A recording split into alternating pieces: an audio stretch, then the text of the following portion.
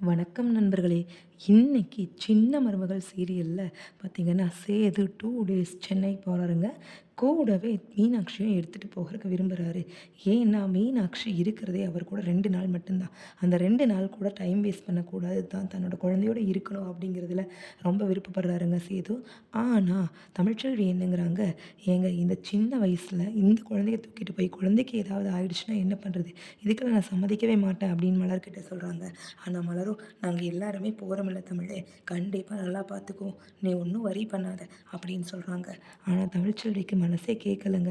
"அப்ப நானும் கண்டிப்பா உங்க கூட வருவேன்" அப்படின்னு பெட்டியும் படுக்கையுமா கிளம்புறாங்க. சேது இது கொஞ்சம் கூட எதிர்பார்க்கலைங்க. ராஜாங்கமும் நெனச்சு பார்க்கல. ஆனா குழந்தைக்கு வேண்டி தமிழ்ச்செல்வி அவங்க கூட போக போறாங்க.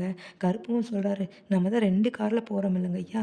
பிரச்சனை இல்ல. நம்ம வேற ஒரு கார்ல தமிழ்ச்செல்விய வர சொல்லிருவோம்.